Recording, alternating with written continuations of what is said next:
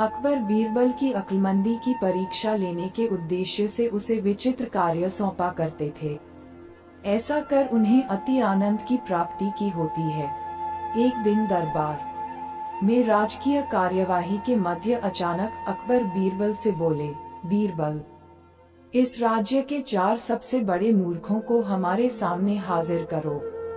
हम तुम्हें 1 महीने का समय देते हैं, तुरंत इस काम में लग जाओ। अकबर का आदेश सुन बीरबल आश्चर्यचकित हुआ, किंतु वह था तो अकबर का मुलाजिम ही, उनका हर हुक्म बजाना उसका फर्ज था। वह तुरंत 4 मूर्खों की तलाश में निकल पड़ा। 1 माह पूर्ण होने के उपरांत वह 2 व्यक्तियों के साथ अकबर के समक्ष उपस्थित हुआ। अकबर की दृष्टि जब 2 व्यक्तियों पर पड़ी तो वे बिफर गए। बीरबल, ये क्या तुम 2 ही मूर्खों को लेकर आए हो? हमने 1 महीने का वक्त तुम्हें 4 मूर्ख लाने के लिए दिया था। हुजूर, मेरी गुजारिश है कि अपना गुस्सा शांत रखिए और मेरी पूरी बात सुने बगैर किसी नतीजे पर मत पहुंचिए। बीरबल अकबर का गुस्सा शांत करते हुए बोला। बीरबल की बात सुन अकबर का गुस्सा कुछ ठंडा हुआ।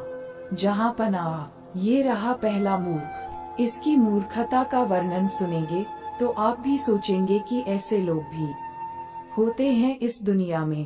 पहले व्यक्ति को आगे कर बीरबल बोला, बताओ, ऐसी क्या मूर्खता कर रहा था ये? अकबर ने पूछा। हुजूर, मैंने इस व्यक्ति को बैलगाड़ी पर बैठकर कहीं जाते हुए देखा।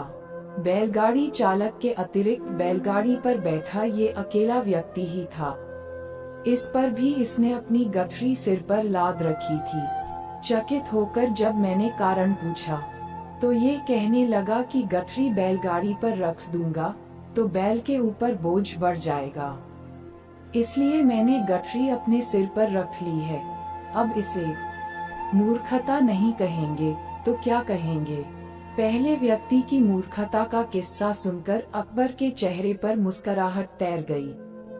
फिर बीरबल ने दूसरे व्यक्ति को आगे किया और बोला, जहां पनाह, ये आदमी तो इससे भी बड़ा मूर्ख है।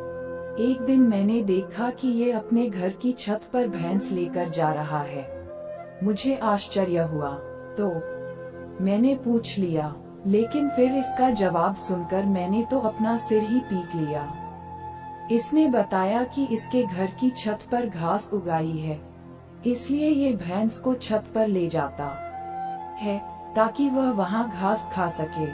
घास काटकर ये भैंस को लाकर खिला सकता है, लेकिन ये मूर्ख भैंस को ही छत पर ले जाता है। ऐसा मूर्ख कहीं देखा है आपने? हम वाकई इन दोनों की कारस्तानी बेवकूफाना है। अब बाकी के 2 मूर्खों को पेश करो। अकबर बोले, हुजूर, नजर उठाकर देखिए, तीसरा मूर्ख आपको सामने खड़ा दिखाई पड़ेगा। अकबर बोला, कहाँ बीरबल? हमें तो यहाँ कोई तीसरा व्यक्ति दिखाई नहीं पड़ रहा। अकबर इधर उधर देखते हुए बोले, तीसरा मूर्ख मैं हूँ हुजूर। बीरबल सिर झुकाकर बोला, अब देखिए, मुझे पर कितने महत्वपूर्ण कार्यों की जिम्मेदारी है, लेकिन सब कुछ एक तरफ हटाकर मैं 1 महीने से मूर्खों को खोज रहा हूँ। ये मूर्खता नहीं तो और क्या है? बीरबल की बात सुनकर अकबर सोच में पड़ गए। फिर बोले, और चौथा मूर्ख कहाँ है बीरबल? गुस्ताखी माफ हुजूर, पर चौथे मूर्ख आप हैं। आप हिंदुस्तान के शहंशाह हैं। इतने बड़े साम्राज्य का भार आपके कंधों पर है। प्रजा के हित के जाने कितने कार्य आपको करवाने हैं, लेकिन उन सबको दरकिनार कर आप 1 महीने से मुझसे 4 मूर्खों की तलाश करवा रहे हैं। तो चौथे मूर्ख आप हुए ना? कहते हुए बीरबल ने अपने कान पकड़ लिए। बीरबल का जवाब सुनकर अकबर को अपनी गलती का एहसास हो गया कि बेफिजूल में उन्होंने अपना और बीरबल का काफी वक्त बर्बाद कर लिया है।